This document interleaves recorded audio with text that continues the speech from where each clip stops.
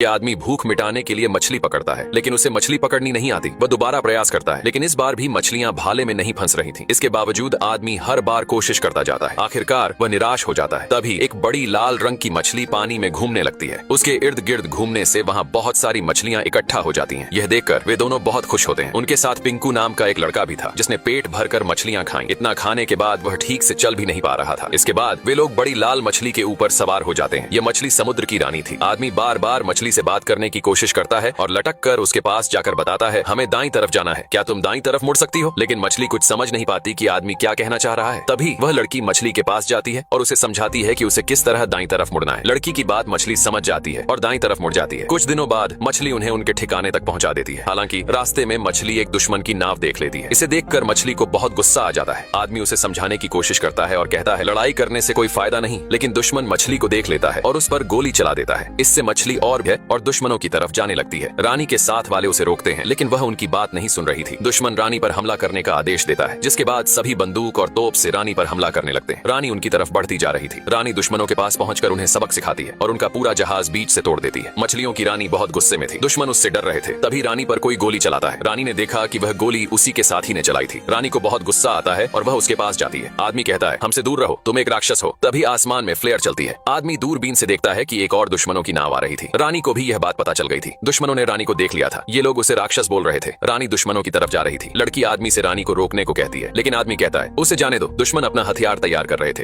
रानी उनके पास पहुंच चुकी थी। ये लोग एक सही समय का इंतजार कर रहे थे। तभी रानी पानी के नीचे से उनकी तरफ जाने लगती है। दुश्मन रानी की तरफ एक भाला छोड़ता है, जिससे भाला रानी को लग जाता है। रानी पानी में गिर जाती है। समुद्र की रानी मछलियों की रक्षा करती थी। वह किसी को मछलियां पकड़ने नहीं देती थी। लेकिन अब वह मरी हुई शिकारी रानी के पास जाता है और कहता है, हिलने की कोशिश भी मत करना। जितना हिलोगी जहर उतना फैलेगा। भलाई इसी में है कि शांत रहो। सभी लोग उस धन से हुए भाले को निकाल देते हैं और रस्सी से रानी को बांधने लगते हैं। समुद्र की रानी इतनी बड़ी थी कि इंसान उसके सामने चींटी के समान था। शिकारी रानी को अपने साथ लेकर जा रहे थे। अगली सुबह वे अपने महल के पास पहुंच चुके थे, लेकिन रानी की दोस्त उसे बचाने के लिए उसके पास जा रही थी। वह रस्सी को काटने लगती है। रानी को महल के अंदर लाया जाता है, जिसे देखकर यहाँ के सभी लोग बहुत खुशी मनाते हैं, क्योंकि वे रानी को राक्षस समझते थे। महल की महारानी भी बहुत प्रसन्न होती है और कहती है, तुमने एक बहादुरी वाला काम किया है जो तारीफ के काबिल है। शिकारी कहता है, महारानी आप ही ने मुझे डरपोक और बुजदिल शिकारी कहा था, शायद आप भूल चुकी हैं। शिकारी को खुद पर घमंड था। वह समुद्र की रानी के पास जाकर कहता है, तुम्हारा यह राज्य और दौलत मेरे सामने सब फीका है। महारानी को यह सुनकर बहुत बुरा लगता है। इसी बीच लड़की अभी भी रस्सी को काट रही थी। शिकारी रानी को मारने जा रहा था। तभी लड़की के पास शिकारी की साथी आती है और कहती है, शायद हमने समुद्र की रानी को पकड़कर गलती कर दी है। फिर वह अपनी तलवार से रस्सी काट देती है। रानी को होश आ चुका था। सभी लोग वहाँ से भागने लगे, लेकिन रानी के शरीर में अभी भी थोड़ा जहर बाकी था, जिस वजह से वह खुद को संभाल नहीं पा रही थी। महल भी तबाह हो रहा था। यह देखकर महल की महारानी घबरा गई। तभी रानी को फिर से होश आया। महारानी बोली, शिकारी इसे जानबूझकर यहाँ लेकर आया है ताकि पूरा महल तबाह कर सके। राजा ने सिपाहियों को हमले का आदेश दिया और महल से तोपें निकाली गईं, लेकिन रानी अभी पूरी तरह होश में नहीं थी। सभी तोपें लेकर तैयार थे। उधर शिकारी वहाँ से छुपकर भागने की कोशिश कर रहा था। समुद्र की रानी ने शिकारी को देख लिया और उसे पकड़ने के लिए उसके पीछे गई। राजा और महारानी यह देखकर डर गए और वहाँ से भागने लगे। शिकारी ने प्रतिमा में लगे भाले को निकाल लिया, लेकिन रानी ने उसे पकड़ लिया। शिकारी नीचे गिर गया। उसने कई जीवों की जान ली थी और आज उसकी बारी थी। रानी उसे निगलने ही वाली थी कि तभी उसकी दोस्त उसे रोक देती है। रानी हालांकि गुस्से में थी, लेकिन वह उसकी दोस्त की बात सुनकर रुक गई। लड़की ने कहा, इस शिकारी को मारने से लड़ाई का अंत कभी नहीं होगा। शिकारी को एक नया जीवन मिल गया। उसने सबके सामने वादा किया कि वह अब कभी किसी का शिकार नहीं करेगा। उसने भाले को भी तोड़ दिया, लेकिन महारानी को भरोसा नहीं हो रहा था कि समुद्र की रानी ने उसकी बात कैसे मान ली। लड़की ने सभी लोगों से कहा, ये